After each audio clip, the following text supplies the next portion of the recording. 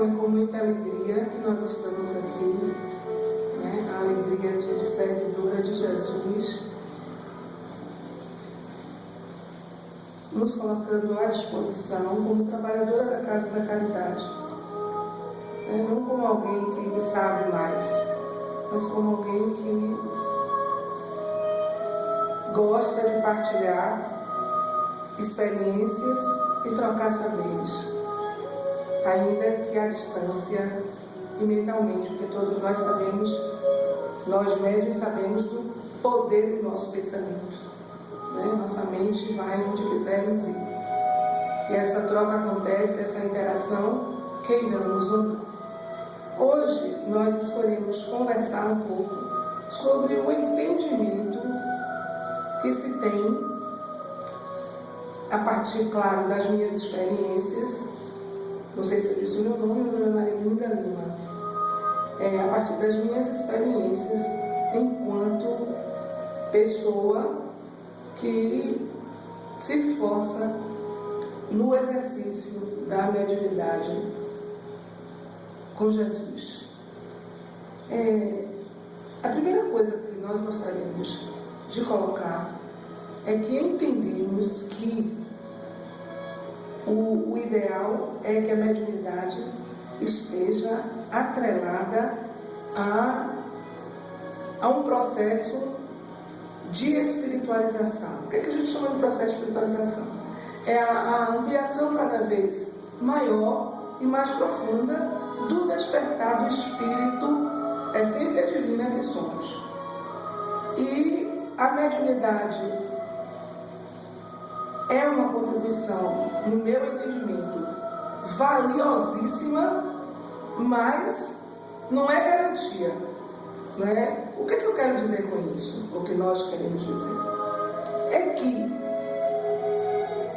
podemos dispor dessa mediunidade que é para todos. Não é só para um ou para outro.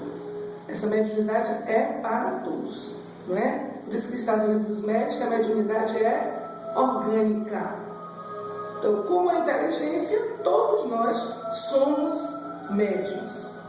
Agora, né, Manuel Flávio Miranda, no seu livro, diz assim: médiuns foram Francisco de Assis, Teresa de Ávila, Joana d'Arc, numa linguagem mais próxima da gente, né, Joana de Ângeles, Irmã Elizabeth, enfim. E muitos outros inspirados por Jesus e seus mensageiros. Assim como também Judas, o atormentado. Então, não significa que ser médium, na nossa linguagem espírita, médium ostensivo, como dizemos, não é? Que desenvolvemos, tem médiums assim com quase todas as faculdades mediúnicas. O dom da vidência, da audiência, da clarividência, da psicofonia, da psicografia, enfim. Mas isso não é garantia de que ele espiritualmente, não seria espiritualmente, moralmente,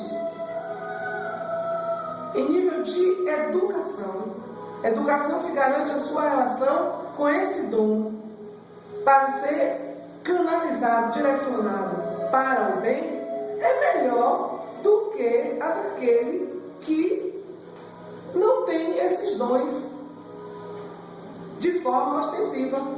Não é? Às vezes é quietinho lá, só na vibração dos trabalhos, na oração. Então, assim, o nosso entendimento, né, quando escolhemos conversar sobre isso hoje, é que a educação mediúnica, o processo educativo que o médium se disponha a desenvolver, a construir, enquanto médium de Jesus ou com Jesus, faz mediunidade com Jesus, à luz dos ensinamentos do Evangelho, a educação não é importante, não, é fundamental. Por que fundamental? Porque assim, já vimos que a mediunidade orgânica não é? A gente pode dizer que é algo que está imantado em todas as células do nosso corpo. Razão porque os médiuns, ou nós médiuns, chamados ostensivos, temos uma sensibilidade, às vezes, mais à flor da pele do que os outros. Nos emocionamos com mais facilidade, tanto emoções boas como emoções que dificultam as nossas relações, né? Então, a educação é que vai possibilitando ao médium equilibrar, lidar com essas emoções, que é o mais difícil. O mais difícil. E esse mais difícil, por quê? A gente pode dizer que a rigor é uma conspiração contra o nosso desejo, não é? A nossa escolha de lidar com a mediunidade a favor da nossa evolução. E por mais que queiramos isso, na contingência que nos encontramos, encarnados no planeta Terra, é muito, mas muito difícil. Porque quando a gente pensa que não, a gente se flagra, desculpa usar tanto a gente, né? Mas nós nos flagramos irritados, enraivados, às vezes até odiando, não quero ver o companheiro, não quero ver aquela pessoa, não perdoo, não esqueço. E aí a gente, quando vem um mínimo de lucidez, um lampejo de lucidez, nós próprios nos perguntamos, não é? É isso que Jesus quer de mim? Mas aí já aconteceu. Então insisto em dizer que o mais bonito na mediunidade é o médium aceitar esse processo de autoeducação, que vem de um processo de autoconhecimento. Está atrelado, não é? Não sou eu quem está dizendo isso. A própria doutrina, Kardec, através da codificação, nos convida a realizar todo o tempo esse autoconhecimento, todo o tempo esta autoavaliação, não é? Todo o tempo está se perguntando se Jesus agiria como eu estou agindo. Esse Jesus que eu amo tanto, que eu quero tanto bem, que é no Evangelho, ou no seu Evangelho, na sua Boa Nova, que eu encontro um novo paradigma para a minha vida. Não é? Eu escolhi, quando eu escolho fazer mediunidade com Jesus, eu estou escolhendo uma nova concepção de vida, que é a vida cristã. E a vida cristã não é, no nosso entendimento, não é apenas a construção de um discurso, né? Com palavras arranjadas, claro, naturalmente, tirando do Evangelho, ou retiradas do Evangelho, ou da literatura que esclarece, que dá suporte ao Evangelho. É muito mais do que isso. Para nós, escolher essa concepção de vida é o que diz João no seu Evangelho, no capítulo 1. É encarnar o Verbo. É encarnar a Boa Nova. Eu quero ser o anúncio da Boa Nova. E não a denúncia dos equívocos, que é algo que a gente ainda faz muito, né? A gente, ao invés de nos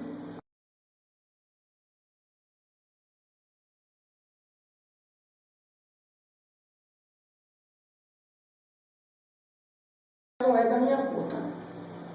Porque, quanto aos acertos, nós não temos dúvida, né? São elementos que contribuem para esse despertar gradual do espírito, que é pleno em nós, na centelha divina que somos.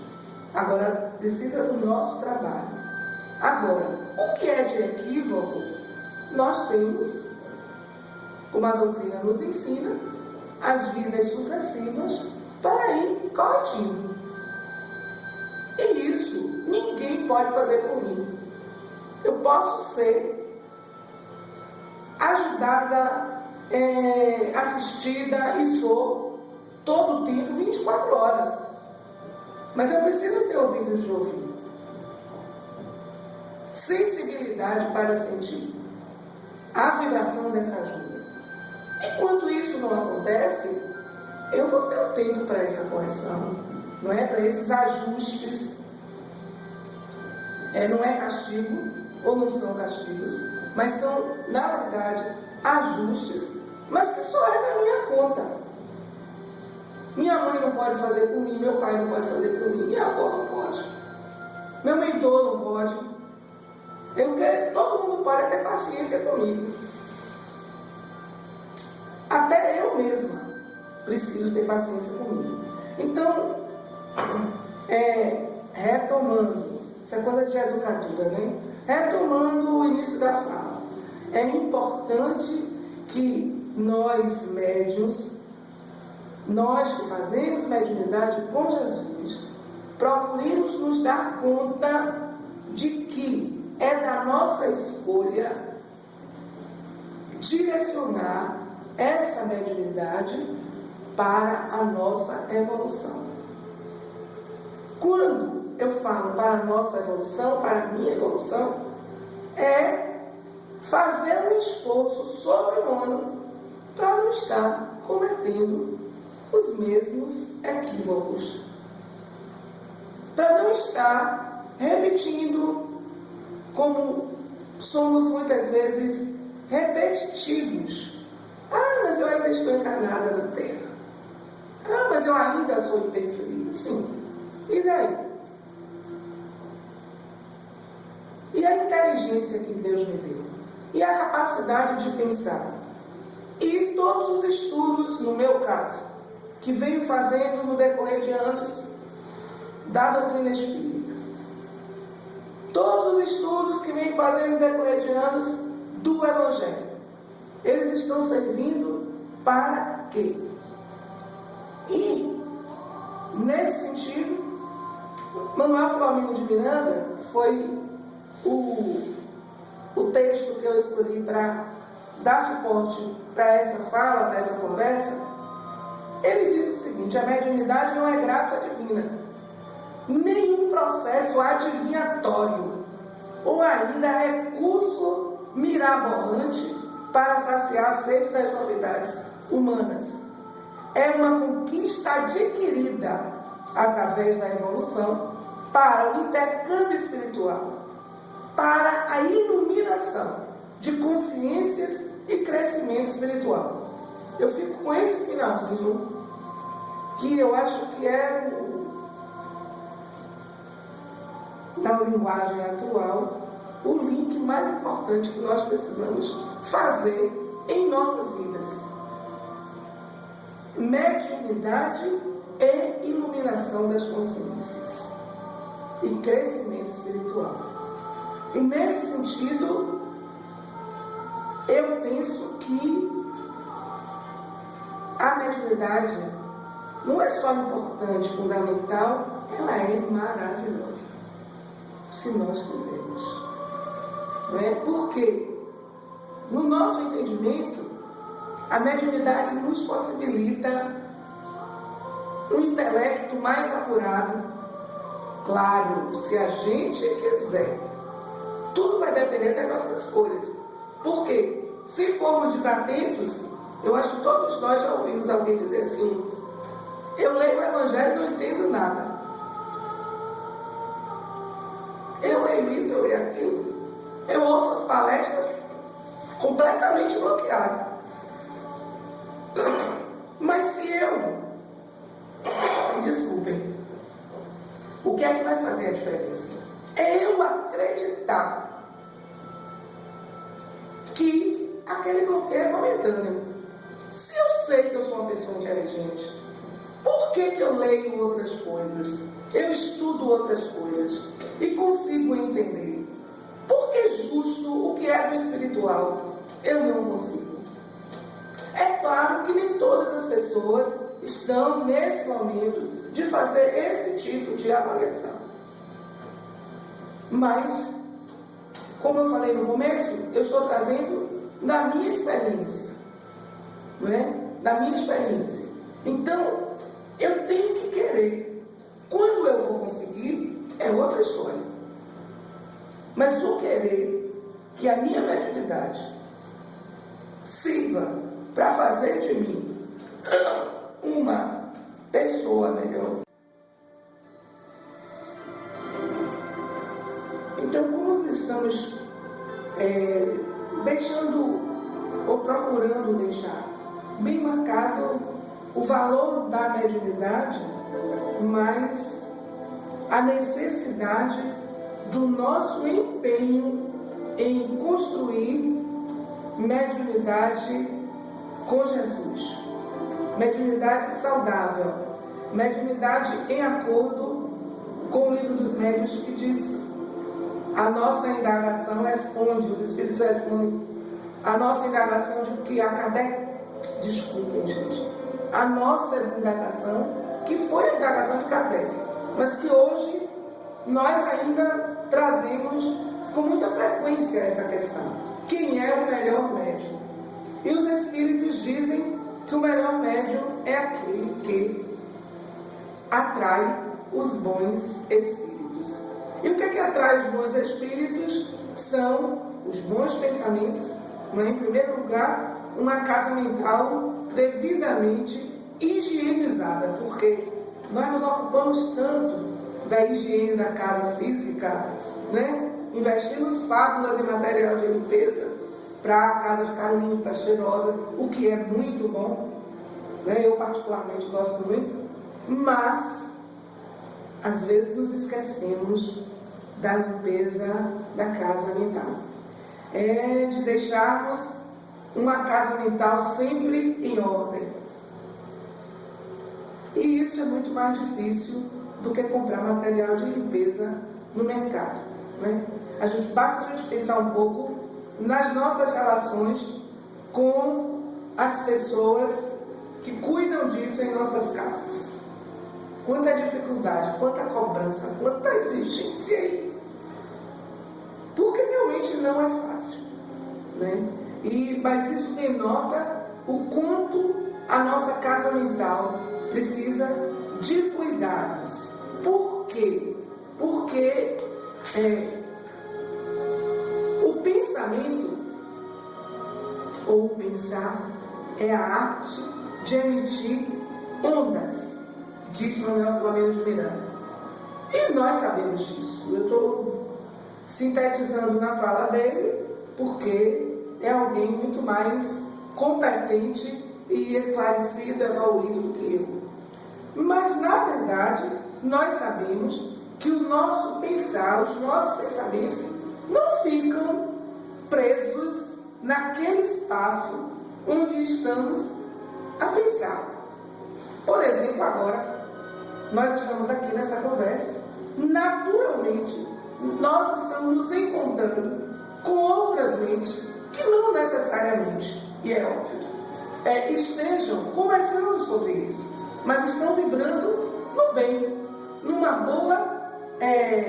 bom aproveitamento do tempo, levando uma mensagem que, embora não seja a melhor, a mais perfeita, mas tem uma intenção de contribuir para o esclarecimento de outras pessoas, de partilhar o pouco que a gente já sabe, ou até fazer que nem a viúva, dando do que a gente não tem, mas que a gente já está se esforçando por construir. E isso cria, não é, uma onda que vai ficando cada vez maior, uma onda vibratória que vai ficando cada vez maior e vai alcançando, nós não sabemos, o cosmos. Então, é importante que nós, médiuns, tenhamos consciência disso, de que a iluminação de consciências e o crescimento espiritual passa, em primeiro lugar, pela qualidade dos nossos pensamentos. Bom, aí a gente pensa assim, basta isso? Bom, esse é o começo, é o início fundamental. Mas a gente precisa manifestar isso nas nossas relações. Então, as nossas atitudes, a nossa fala, as nossas ações, os nossos projetos devem, de alguma forma, expressar esse pensamento. Porque às vezes eu até me esforço por ter bons pensamentos, mas garantir a sustentação desses pensamentos todo o tempo, a ponto de ter uma vida que revele essa coerência, não é brincadeira, não. Não é brincadeira. Então, a gente fica o tempo todo entre o diz e o desdiz, o faz e o desfaz, e muitas vezes nem sequer nos ocupamos do refaz, porque a gente tem tempo para acertar, errar. Aliás, eu penso que quem tem medo de errar não evolui. Para evoluir, a gente precisa ter coragem, até de admitir que erra, que errou. Agora, ficar parado nesse ponto é que é perigoso. Eu tenho que estar disposto a reconhecer diante de mim, em primeiro lugar, não é? Porque nem sempre nós podemos externar. Ou não é nem conveniente, não vale a pena estar externando, eu errei, eu fiz, eu não sei, tá. O importante é eu me dar conta. Entrar nesse diálogo íntimo, eu comigo, que é algo que o médium, para mim, precisa aprender a fazer. Eu entrar nesse diálogo íntimo comigo e ver quais são as possibilidades de me recompor, de me refazer, de fazer de cometer cada vez menos aquele erro, de voltar cada vez menos àquela dificuldade, de me esforçar por acreditar de verdade que eu posso ser o agente, sendo redundante, ativo da minha iluminação. E isso eu faço no meu dia a dia, a cada segundo, a cada minuto, né? Então, assim, eu não tenho que temer a cara feia do outro, mas a minha cara feia eu preciso temer, porque ela diz algo. Eu estou usando essa metáfora porque, assim, às vezes a gente mostra um mau humor, uma irritação, não precisa nem abrir a boca, vem de dentro e aconteceu.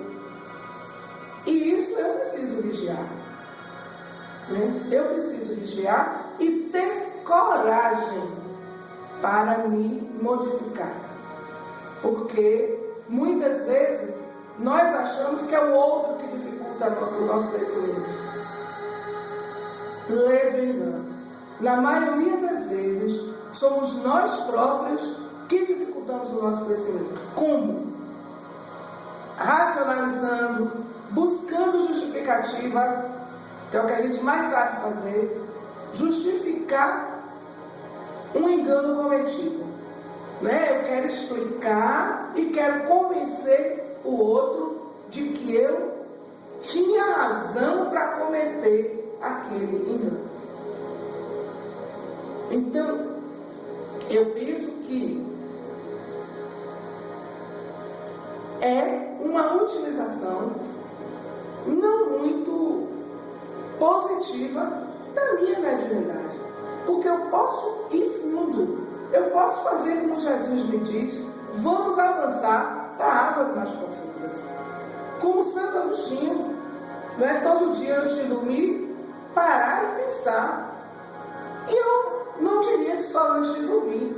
Quanto tempo que a gente deixa ocioso e não aproveita para fazer uma meditação, para mergulhar mais fundo na nossa intimidade e ir buscando os reparos que precisamos fazer em nós próprios, porque no outro nós faremos ou contribuiremos ou não, né? Então,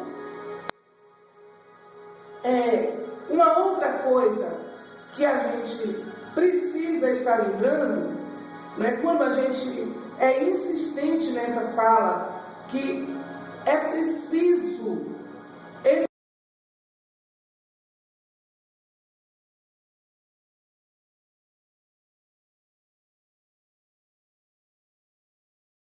eu sou médium, qualquer pessoa, e ponto. Agora, o que eu faço dela é que é a outra história, né? E por isso que nós escolhemos conversar sobre esse assunto, porque nós podemos estar usando ou não a mediunidade a nosso favor. E nós estamos usando a nosso favor quando estamos de fato fazendo das nossas experiências degraus para a nossa espiritualização. Então, mediunidade, eu digo sempre, para mim, não rima com imperfeição. Porque, se é verdade que o que atrai, quem são os bons médiuns? São aqueles que atraem os bons espíritos. É óbvio que é verdadeiro que para eu atrair os bons espíritos, eu preciso ter atitudes, pensamentos, ações, projetos que facilitem isso. Senão, nada feito. E esse deve ser o meu dia a dia. Eu tenho que, o povo diz com muita sabedoria, não é? Que a maioria das pessoas precisam matar 1 leão por dia para sobreviver. A gente, sei lá, eu não sei qual é o coletivo de leão não, mas eu vou usar manada mesmo. Uma manada por dia, por minuto, por segundo, em prol da nossa espiritualização. Né? Até porque eu acredito que a gente ainda faz muito essa dicotomia entre mundo material e mundo espiritual, porque a gente, de fato, eu ainda não escolhi com convicção o espiritual. Eu ainda escorrego, escapulo, procuro motivo para... Não, isso eu ainda não posso. Ainda não dá. Eu não estou preparado. Não é? E a gente vai muitas vezes postergando opções, ações que nós próprios, se nos aquietarmos, vamos concluir que já podemos fazer sim. Que já podemos nos doar mais, fazer mais. Mas a gente, não é? Muitos de nós ainda assim, fascinado, encantado com o fenômeno. Quantos de nós que só queremos as benesses da mediunidade, como se ela fosse adivinhatória e uma graça divina que não demanda trabalho. Pelo contrário, mediunidade demanda trabalho, e trabalho duro. Porque se a mediunidade serve para fazermos intercâmbio espiritual, nas circunstâncias em que nos encontramos, não fazemos intercâmbio só com o espírito elevado, superior. Pelo contrário, né? Nós temos muito mais inclinação pelas nossas imperfeições a atrair espíritos da nossa mesma faixa e às vezes menos que a gente, quando a a gente dá um escorrego, estamos aqui para escorregar junto ou para empurrar mais. Então, essa vigilância não é à toa, porque Jesus é assim primoroso, né? E as sínteses são maravilhosas. Orai e vigiar. Aí essa síntese, né, 2 palavras, mas 2 ações dificílimas de serem alimentadas.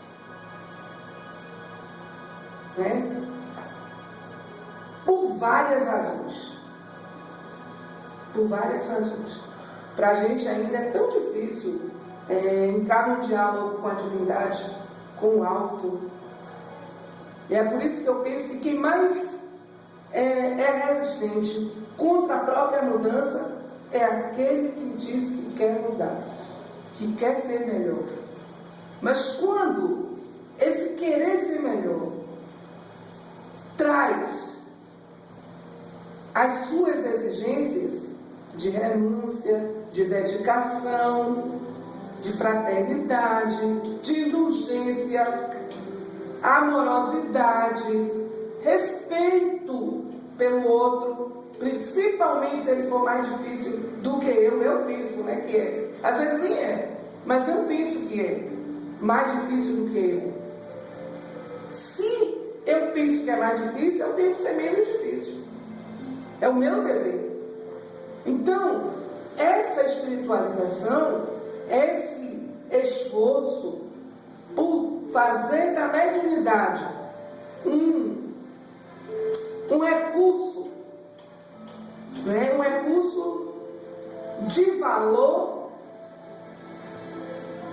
inestimável para a minha evolução, eu tenho que estar disposta a uma série de realizações, a aprender a me ouvir, a aprender a ouvir a minha alma. Há poucos minutos eu dizia isso. Eu tenho, no decorrer desse pouco tempo de exercício mediúnico, de doutrina espírita, eu tenho me apurado muito nisso. Tem convites que são feitos para mim. Convites para trabalhar, não é para recrear, não. É para trabalhar. E tem coisas que, há algum tempo atrás, a primeira reação é dizer assim, não, ainda não dá. Não é? Nesse momento da minha vida, dificilmente eu consigo dizer não dá. A minha mente insana, porque a mente mais ligada à nossa condição física, para mim, ela é tirana. Ela faz de tudo para a gente. É ela quem busca a justificativa, não é? Eu preciso fazer isso em casa, eu ainda trabalho, não sei o quê. É ela quem busca, arranja tudo. Mas tem algo dentro de mim que é como se me dissesse, não tem mais tempo não, minha filha. Aceite. Né? Bota esse orgulho, já que ainda não conseguiu transformar, deixa ele lá quieto por um tempo. E não receie. Confie, acredite. E para mim esse é eu posso estar dizendo um monte de coisa óbvia, mas eu penso que esse óbvio ainda, para mim, ainda é muito difícil de ser vivenciado. Como ele é difícil, eu estou trazendo isso para essa partilha. Por exemplo, a gente ser um médium dedicado, a causa, a instituição onde a gente trabalha, ao companheiro, enfim. Isso é desafiador. Desafiador para a maioria de nós. E mesmo para aqueles que já se entregam mais um pouco, tem horas que a gente esquece tudo de bom que a mediunidade está nos concedendo, né? Dentro da casa espírita, que são as instituições que mais se dedicam ao exercício da mediunidade de forma, a gente pode dizer assim, escancarada. A gente não esconde nada. Por mais que isso tudo aconteça, mesmo esses que se dedicam mais, tem horas que diz assim, mas tanta gente, por que eu? Não interessa por que eu. Se eu posso fazer. Mas a gente ainda é danado para ficar olhando e pensando e avaliando e anotando o que o outro deixou de fazer dentro da ótica da gente. Então, para mim é muito esclarecedor.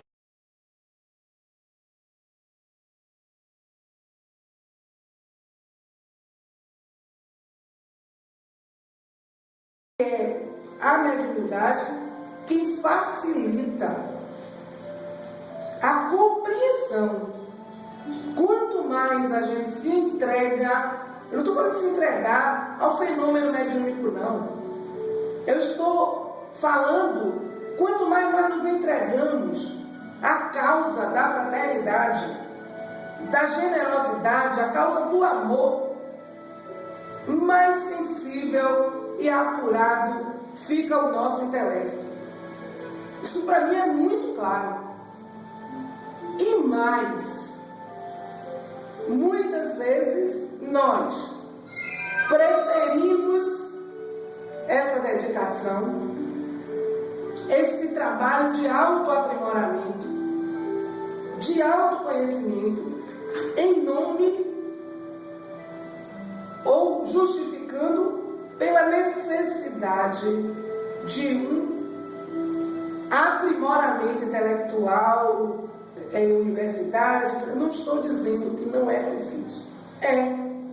Mas quando eu coloco o espiritual à frente, na minha visão, eu não tenho dúvidas.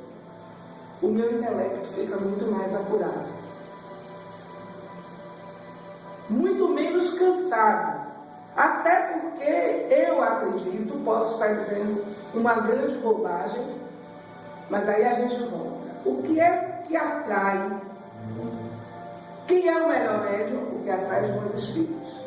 É óbvio, se um trabalhador ou um médium que não é dedicado, que não ajuda, que ainda não despertou para uma série de coisas, ele encontra ajuda 24 horas por dia.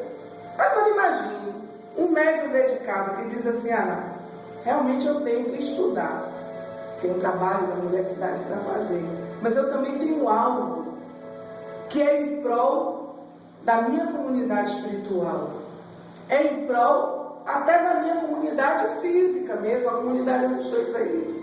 Bom, eu não posso dar meu tempo todo, mas eu vou garantir uma hora para esse tempo. Eu acredito que quando eu voltar para meu trabalho intelectual, eu vou encontrar ajuda que eu não sei nem de onde vem. As coisas podem fluir de uma outra forma, não é? E isso a gente percebe, ou eu percebo em mim, desde que comecei aqui na casa a fazer trabalhos de fala, que para mim sempre foi uma dificuldade, né? Fazer palestra, conversar em seminários, mas vamos lá, é para fazer, vamos fazer. Mas isso tem sido de uma, eu vou usar a palavra que eu estou encontrando agora, mas eu acho que é muito mais que isso, de uma ajuda inestimável. Inestimável. Como as palavras fluem de uma forma que não fluíam antes. Como aquele medo, pelo menos aqui na casa não tenho mais, né? Aquele friozão que dava por dentro na hora que tinha que encarar os companheiros para falar alguma coisa. E isso é pela fala que eu vou fazer? Não. É o ganho que eu tenho em termos, diz aí, de equilíbrio emocional, que é outro elemento que, na minha visão, é importante importantíssimo no exercício da mediunidade. Equilíbrio emocional, que vai lhe facultar uma série de bênçãos hoje nas nossas relações. Primeiro, eu comigo. Porque o que acontece? Quando eu me desequilibro emocionalmente, a primeira pessoa ou o primeiro organismo a se envenenar é o meu. E aí, a depender da pessoa, do meu perfil, sei lá, da minha personalidade, eu posso ficar triste com o que eu fiz, né? Ou posso ficar arrogante, que também não é uma coisa boa, achando que eu tinha que agir era assim mesmo, enfim. Então, equilíbrio emocional. E eu penso que está sendo uma ajuda grande que a nossa querida Casa da Caridade, Mãe Elizabeth, tem dado para mim.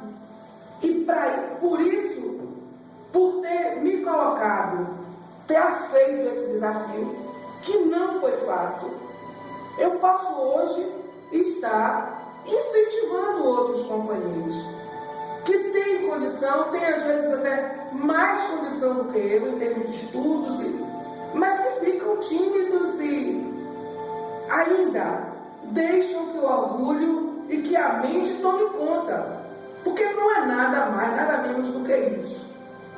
A gente encontra nenhumas justificativas, mas na verdade a gente se expor não é brincadeira, não é? A gente está aqui conversando. Eu tenho procurado aprender a falar me ouvindo, mas não é garantido coisa nenhuma. Eu sei que tem muitas pessoas, ou algumas pessoas, que estão me ouvindo, ou irão me ouvir, e vão gostar, e vão ter outras que vão encontrar milhões de problemas, e devem ter mesmo, de dificuldades na minha fala. Conceitos que considerem equivocados, interpretações desalinhadas, mas isso hoje já não me incomoda. Essa é que é a grande diferença. Eu estou dando a minha contribuição com responsabilidade, porque tenho responsabilidade sim. Eu não venho para um trabalho sem ter me preparado. Primeiro espiritualmente, mas também intelectualmente, sempre para estudar. Agora, o que é expressado na hora, eu não posso garantir que todos vão concordar. Agora, eu aprender, que é uma coisa importante para o médico, aprender a se ouvir. Ou seja, eu não estou aqui falando para minha companheira que está aqui ao meu lado, Zaira, não é? Para a pessoa que está à minha frente, não. Antes de tudo, eu estou falando para mim. Antes de tudo, por que eu digo isso? Porque se isso não está servindo para mim, como é que eu me permito estar colocando para o outro? Se essa experiência que eu estou trazendo aqui, ou essa fala, eu não falo nem só experiência, mas essa fala, no mínimo eu tenho que estar me esforçando para aproximar essa fala da minha vida. Por isso é importante eu me escutar. Ou seja, aprender a me escutar. Essa coisa que eu estou falando, que eco faz em mim? Porque às vezes a gente se ocupa tanto com o eco que vai fazer no outro, no coração do outro, na mente do outro, que a gente se esquece de prestar atenção na ressonância que a minha fala precisa ter para mim. Por isso que eu preciso me preparar, sim. Eu preciso ter responsabilidade, sim. mas eu não preciso ter a prepotência ou a ilusão de que vou agradar a todos, por mais que eu me prepare. Então, o importante que é estar convicto de que houve preparo, houve, mas houve, antes de tudo, um desejo sincero de partilhar à luz da boa nova de Jesus a minha experiência. Que aí a gente traz uma outra coisinha, né? Porque quem faz mediunidade com Jesus tem que se esforçar por trazer o Evangelho no coração. Né? E é uma observação que eu venho fazendo, não é? Tenho certeza que eu não sou a única pessoa, mas nos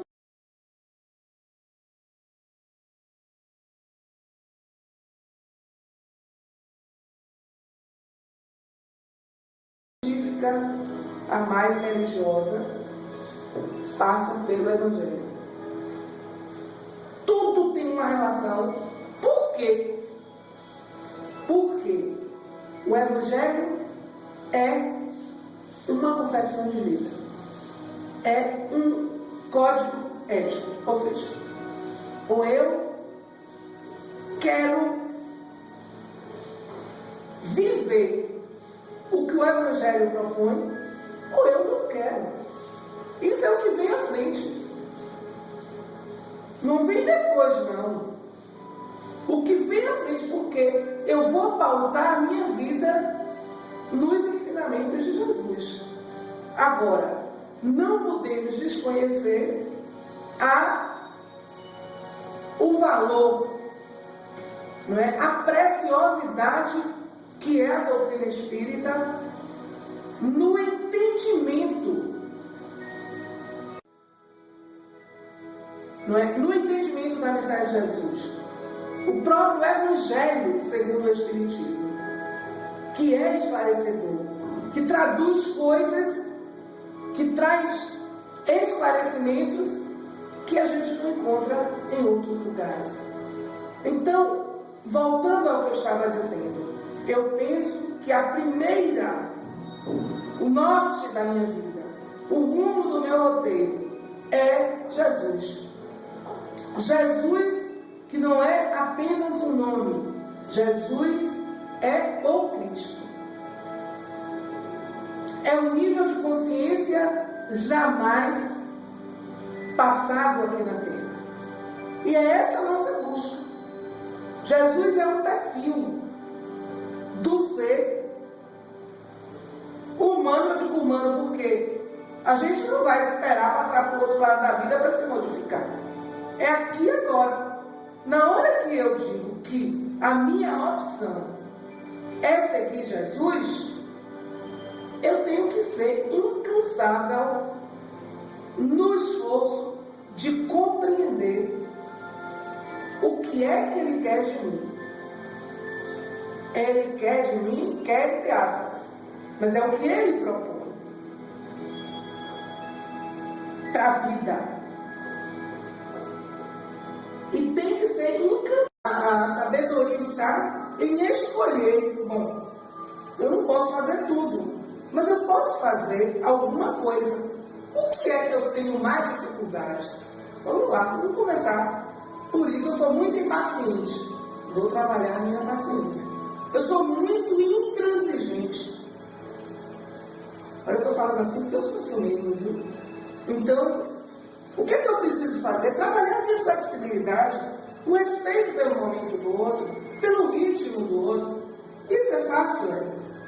Não é. É muito mais fácil a gente querer colocar uma camisa de força no outro e achar que o outro tem que agir conforme o que minha cabeça, a minha mente diz, porque o que eu penso é o melhor. Mas eu preciso fazer esse trabalho é comigo. O outro é responsável pela vida dele, pelas escolhas dele. E eu sou responsável pelas minhas. Então, na hora que eu digo eu quero fazer minha atividade com Jesus, eu estou dizendo, eu quero ser um novo ser. Eu quero que a minha vida seja um anúncio da boa nova. Precisa perfeição? Não.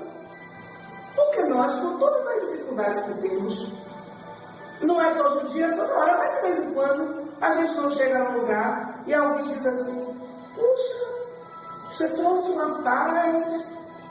Ai, quem dera que fosse todo dia, toda hora, né? Mas muitas vezes isso acontece.